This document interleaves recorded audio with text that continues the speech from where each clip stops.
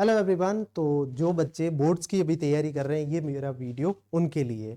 इस वीडियो में मैं आपको बताऊंगा कि आपको क्या 5 मिस्टेक्स हैं जो अवॉइड करनी है अपनी बोर्ड्स प्रिपरेशन के लिए। ठीक है, तो उसी की रिगार्डिंग अपन जो है आगे डिस्कस करते हैं। सबसे पहला जो मेरा आपके लिए सजेशन है, know your syllabus and your capabilities. अब यहाँ पे ध्यान से सुनना, बहुत बड़ी चीज है। नो योर सिलेबस, सबसे पहले तो आपको अपना सिलेबस पता होना चाहिए कि भाई ये सिलेबस है और ये सिलेबस नहीं है, और जो सिलेबस है उसको किस तरीके से पढ़ना है, क्या करना है। लास्ट वाले क्लास में मैंने आपको स्मार्ट स्टडी के लिए भी जो बोर्ड्स पे वीडियो बनाया था उस पर बताया था कि स्मार्ट स्टडी 2080 रूल जो है वो सारा कैसे क्या करना है। ठीक है, स्मार्ट स्टडी कैसे करनी है। योर कैपेबिलिटीज के बारे में बताऊं तो यार देखो, यहाँ हर किसी की अलग कैपेबिलिटी होती है। मैं एक पर्सन को जानता हूं जो अभी राजस्थान के राजसमंद के कलेक्टर हैं। वो एक चीज कहते थे कि बाकी लोग जो 10 घंटे में पढ़ते हैं ना, वो मैं 2.5 घंटे में पढ़ लेता हूँ। वो इतना कंसंट्रेटेड होके पढ़ाई करते थे कि जो दूसरा को ये नहीं कि 10 घंटे में जितना पढ़ाई कर रहा है ना, या समझ रहा है या गेन कर रहा है, वो 2.5 घंटे में उतना कर लेते थे, और वो लिटरली करते थे। इसलिए उनका फर्स्ट अटेम्प्ट में सिलेक्शन भी हुआ आईएएस के एग्जाम में। उनका नाम है डॉक्टर भंवरलाल। 93 रैंक थी 2014 में यूपीएससी सिविल सर्विसेज के एग्जाम में। और वो लिटरली, मैं जानता हूँ उनको, वो जो है करीब यानी कि घर पे जो है 4 घंटे पढ़ते थे, बाकी कोचिंग में, क्योंकि वो कुछ फैमिली प्रॉब्लम थी तो उन्हें काम भी करना पड़ता था। फिर भी फर्स्ट अटेम्प्ट में उन्होंने क्लियर किया। वो एक एमबीबीएस डॉक्टर थे, बट फिर भी उन्होंने क्लियर किया। तो कैपेबिलिटी आपको पता होनी चाहिए। कुछ लोग है ना, रोज का 2-4 घंटे पढ़ के भी निकाल लेंगे, लेकिन हो सकता है आप नहीं कर पा रहे हो, तो आपको थोड़ा ज्यादा पढ़ना पड़ेगा। तो उस हिसाब से तैयार हो जाओ, क्योंकि अब टाइम नहीं है, 1 महीना बचा है। तो दिन रात मेहनत करो, अपनी कैपेबिलिटी पहचानो और सिलेबस को अच्छे से ध्यान रखो और स्मार्ट स्टडी करो। पूरा नहीं पढ़ना है। कैसे, जो रूल मैं यहाँ फिर से बता देता हूँ, 2080 वाला, 20% पढ़ो जिसमें से 80% सवाल तुम्हारे आ जाए। ठीक है। अगला है don't procrastinate and don't ignore the syllabus. मतलब कि ये नहीं कि ये बाद में कर लूंगा, ये टफ टॉपिक है, ये एंड में करूंगा, एंड में करूंगा तब याद रहेगा ताजा ताजा। ऐसा भी नहीं है, अभी पढ़ लो तब रिवीजन और कर लेना। इजी टॉपिक जो आपको इजीली आता है उसको 2-4-5-6 बार पढ़ने से बढ़िया है ना कि एक बार जो नहीं पढ़ा है उसको भी एक बार पढ़ लो। जो सिलेबस का पार्ट है ना, जिसमें सवाल आते हैं उसको अच्छे से कर लो, भले टफ है। हाँ, तो फिर भी इसमें मैं यानी कि एक थोड़ा बताऊंगा कि इजी कैसे करना है इस चीज को, है ना। And don't ignore the syllabus, कि ये नहीं कि ये एंड में कर लूंगा या फिर कि ये छोड़ो इस टॉपिक को नहीं करूंगा। नहीं, पीवाईक्यूज देखो, पता पड़ेगा कि उस टॉपिक से कितने सवाल आए हैं और उसको करो भाई। ऐसे नहीं होगा कि इग्नोर कर दिया सिलेबस को। ठीक है, रिवीजन इज द मास्टर की। भाई देखो, रिवीजन जितनी बार करो, क्योंकि यार देखो इतना सारा सिलेबस है, इतनी सारी बुक्स है, हम सारा नहीं रट सकते, ऑब्वियस सी बात है।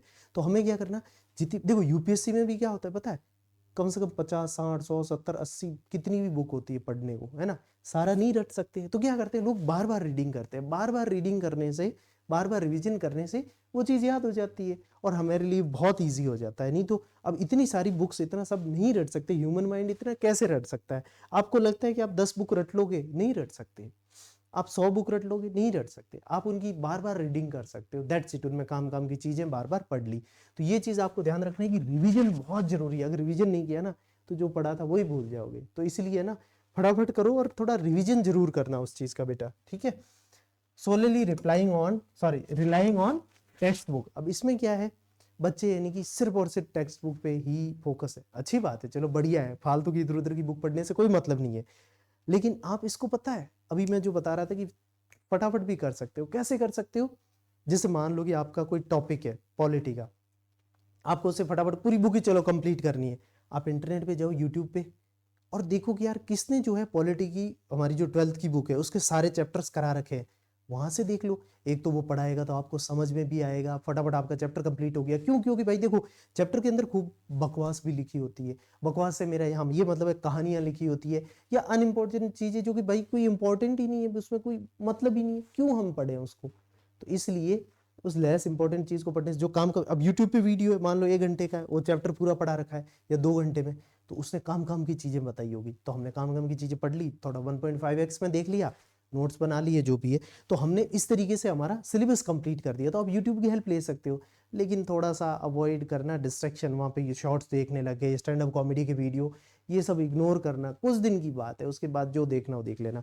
दूसरी बात, अब हजारों लोगों ने पढ़ा रखे होंगे वो टॉपिक, आपको ये देखना है किसका रिव्यू बढ़िया है, किसी दोस्त ने रिकमेंड किया, या फिर आप देखोगे ना 10-15 मिनट, आपको खुद को पता पड़ जाएगा कि हाँ ठीक है इसका, कि नहीं मुझे इसका समझ आ रहा है या नहीं, कितना बढ़िया पढ़ाया है।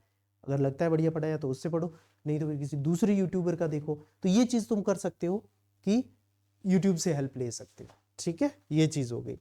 फिर लास्ट, इग्नोरिंग योर हेल्थ। बच्चे क्या करते हैं कि हेल्थ का ध्यान नहीं रखते हैं, एग्जाम टाइम में बीमार पड़ गए, ठंड लग गई, बाहर का खा लिया, पेट खराब हो गया, हॉस्पिटल में एडमिट। लास्ट टाइम कुछ बच्चों का CUET में क्या हुआ, मेरे को कह रहे हैं कि सर टाइफाइड हो गया, ठीक है, या फिर फीवर कोल्ड ये सब हो गया। तो भाई तुम बाहर का क्यों खाते हो, और यानी कि बाहर घूम रहे हो ठंड में वगैरह, नहीं, घर पे पड़े रहो अभी एग्जाम तक, मस्त बढ़िया पढ़ाई करो, ठीक है, उल्टा सीधा नहीं खाना है, पानी पूरी पता नहीं वो कैसा पानी हो, कैसे कहाँ हाथ हो, कुछ दिन मत खाओ। उसके बाद मैं ये मना नहीं कर रहा यार, तुम आराम से खाना उसके बाद, ठीक है, पेट खराब भी हो जाएगा तो क्या है, हॉस्पिटल में भर्ती रह लेना, 10 दिन आराम से रिलैक्स करना। लेकिन अभी हम अफोर्ड नहीं कर सकते, है ना, बीमार होना। तो अभी बीमार नहीं होना है। मेरे को देखो भाई साहब, मैं नीचे ये शर्ट हो गया, फिर स्वेटर, फिर जैकेट, इतना पहन के, क्योंकि प्रोटेक्शन बहुत ज़रूरी है, वरना यानी कि बीमार पड़ गए ना तो बहुत बहुत दिन और बहुत टाइम खराब हो जाएगा हमारा। तो इसलिए बाहर का नहीं खाना है, ठीक है, प्रॉपर एकदम बढ़िया हेल्दी फूड खाना है, टाइम पे सोना है, टाइम पे उठना है, ठीक है, आपको जो भी टाइम ठीक लगे, नाइट में पढ़ना है कोई बात नहीं, रात को 3-4 बजे सो, ठीक है, फिर सुबह 9 बजे उठो, लेकिन वो एक फिक्स कर दो, है ना। एग्ज़ाम जब हो ना, उससे कम से कम 2-4 दिन पहले शेड्यूल को एक बार ठीक कर लेना। नहीं तो क्या है कि अब मान लो तुम उठ रहे हो 9 बजे और तुम्हारा 9 बजे ही पेपर है, तो वो जल्दी उठना, दिमाग काम नहीं करना, ऐसा ना हो जाए, ठीक है। वैसे एक और चीज़ बताऊँ मैं तुम्हें, ह्यूमन माइंड ऐसा है कि अगर आप यानी कि मान लो कि कल रात भर सोए नहीं और सुबह पेपर देने गए हो, तब भी आपका दिमाग पूरी तरह से काम करेगा, ये है ह्यूमन माइंड, ठीक है। ऐसा नहीं है कि काम नहीं करेगा, आपका दिमाग फिर भी काम करेगा।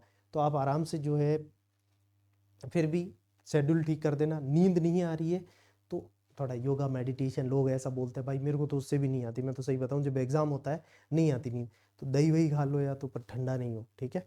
और कोशिश करो कि भाई दिन में नहीं सो, ताकि क्या है कि रात को नींद आ जाए, ठीक है।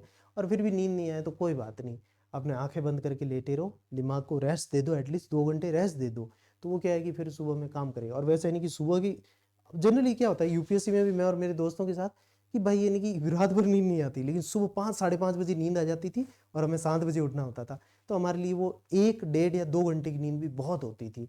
तो आप लोग भी जो है मतलब यानी कि अगर इतनी भी नींद आ जाएगी ना कि रात में 1.5-2 घंटे की भी बहुत है, अगले दिन आराम से एग्जाम दे के वापस आओ, तब सो जाना, कोई दिक्कत नहीं है, ठीक है। अच्छा एक और चीज़, बाकी अगर फिर भी तुम बीमार पड़ जाओ तो यार देखो, मेरे फैमिली में है डॉक्टर, तो यानी कि मैं आपको जो है दवाई बता दूंगा, क्या होगी, ज़्यादा से ज़्यादा बुखार चढ़ेगा, ठीक है, या पेट में क्रैम्प्स वगैरह आ रही हो, या लूज मोशन या वॉमिटिंग हो, तो लूज मोशन वॉमिटिंग इन चीज़ों की दवाई जो भी है वो मैं तुम्हें बता दूंगा। तुम मुझे इंस्टाग्राम पे मैसेज कर देना, मैं तुम्हें दवाई बता दूंगी, या फिर मेरे जो फ्रेंड्स डॉक्टर हैं गवर्नमेंट में, मैं उनके नंबर दे दूंगा, तुम उनसे टेली कंसल्टेशन ले लेना, ठीक है। तो तुम एक काम करना, फिर भी कोई डाउट हो, कुछ भी पूछना हो कि भैया ये चीज़, और ये जो तुम पढ़ रहे हो ना यहाँ पे डोमेन सब्जेक्ट, यही तुम्हारे CUET में आने वाले हैं डोमेन सब्जेक्ट, तो यहाँ तुम अच्छे से करोगे वहाँ करोगे। मेरे जो लास्ट ईयर के स्टूडेंट थे वो सब यही कहते थे, हमने डोमेन को अच्छे से किया था इसलिए हमारे 100% है, हमने बोर्ड्स में अच्छा किया इसलिए हमारा बेस्ट है।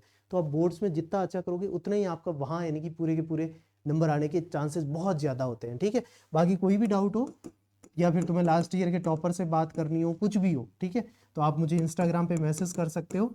मेरी ID है किशोर चौधरी सर, ठीक है। तो तुम मुझे इंस्टाग्राम पे मैसेज कर देना, कोई भी डाउट हो, हेल्थ से रिलेटेड, रिलेशनशिप का इशू हो, पढ़ाई में मन नहीं लग रहा हो, कंसंट्रेशन नहीं हो, आप मुझे बता देना, मैं आपको हेल्प कर दूंगा बेटा, ठीक है। और अगर सही लगी हो मेरी इन्फॉर्मेशन तो आप वीडियोस को लाइक करना, आगे शेयर करना, और चैनल को सब्सक्राइब करना, और CUET की तैयारी स्टार्ट करते हैं, ठीक है। और यहाँ दूसरी कोचिंगों की तरह काटूंगा नहीं, इतने भाई साहब सब्सक्राइबर हैं, इतने व्यूज हैं, पर फिर भी यानी कि वो लोग CUET GT के अंदर भाई साहब स्टैटिक GK में सिर्फ MCQs, कोई थ्योरी नहीं। मैं आपको थ्योरी, MCQ और करंट अफेयर्स के मेरे वीडियोस देखना, तुम खुद बोलोगे कि हाँ सर, ठीक है। तो मिलते हैं क्लासेस के अंदर, और बाकी ये चीज़ें ध्यान रखना। Take care, love you, bye bye.